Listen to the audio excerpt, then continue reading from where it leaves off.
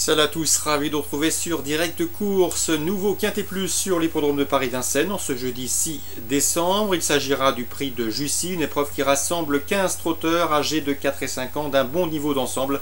Certains même sont estimés et appelés à un bel avenir sur la cendrée de Vincennes. Voici tout de suite mon pronostic. J'ai placé en tête le numéro 3, Urgos. Il fait partie des bons espoirs de son entraîneur Jean-Michel Bazir dans cette promotion. Le cheval reste sur un probant succès dans un lot très bien composé sur plus long. Il a également gagné sur ce tracé au mois de septembre. Bref, tous les paramètres sont réunis pour qu'il joue les premiers rôles dans cette épreuve. Attention toutefois, il lui arrive encore parfois de faire quelques blagues et quelques incartades dans un parcours. Mais s'il est sage, il a parfaitement les moyens de disputer la victoire. C'est un cheval estimé, je vous le répète.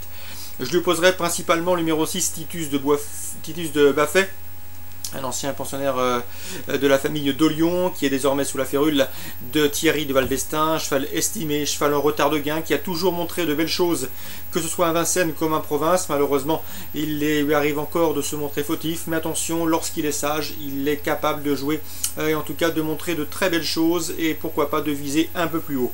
Donc le 3 et le 6, s'il ne se montre pas fautif, il faudra sans doute être fort pour le devancer. Ensuite, j'ai retenu le numéro 2, Ténor de Légende, qui reste sur un succès le 23 novembre. Il aura à cœur de confirmer celui-ci, même si je le pense inférieur aux deux précédents cités. Le numéro 10, Urzi, cheval de qualité, qui possède également de solides références dans les tournois de ce genre. Son seul défaut, c'est d'avoir le numéro 10 derrière la voiture. Il faudra que ça se passe bien durant le parcours et des circonstances favorables. Le numéro 1, Ultra des Voirons, un numéro 1 piège pour lui, mais attention, le cheval a prouvé à maintes reprises qu'il fallait compter avec lui en semblable compagnie. Le 14, Tischendorf-Pad, un cheval qui est lui en forme également, à Mathieu Abrivard maintenant de faire le nécessaire pour se tirer de ce mauvais numéro 14 derrière la voiture en deuxième ligne. Le numéro 9, T de Chine, cheval régulier en forme, il devrait une nouvelle fois disputer les places car son numéro n'a rien d'un cadeau. Le numéro 5, Uki du Pomereux, il partira à une cote d'outsider, mais attention, c'est un cheval qui a l'habitude de courir dans des lots relevés comme celui-ci, et une nouvelle fois il devrait défendre chèrement ses chances, lui qui sera déféré des 4, ce qui l'améliore nettement. Résumé chiffré pour ce quintet de qualité, le prix de Jussy en ce jeudi en réunion 1 et course 2. Le 3, Urgos, le 6, Titus de Baffet, le 2, Ténor de Légende, le 10, Urzi, le 1, Ultra des Voirons, ensuite le 14, Tischendorf-Pad, le 9, T de Chine et le 5, Uki du Pomereux. Toujours à Vincennes dans la première course, et également un programme de qualité avec la présence du 101, le Cannibal, cheval qui à mon avis possède la pointure d'un lot comme celui-là.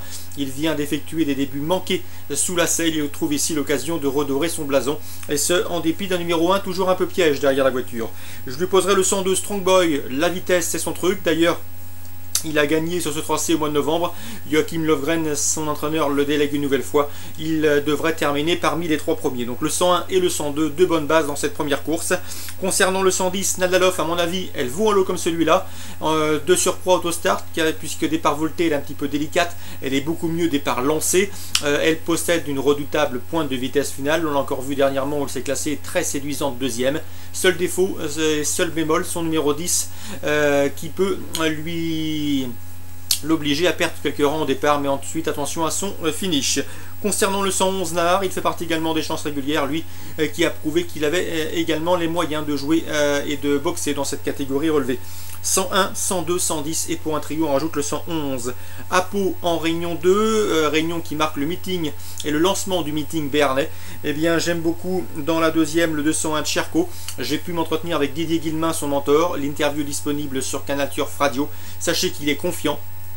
Le cheval a vraiment tout pour lui. Pour sa rentrée, après plus d'un an d'absence, il s'est imposé sur le steeplechase, et ce pour ses débuts sur les obstacles.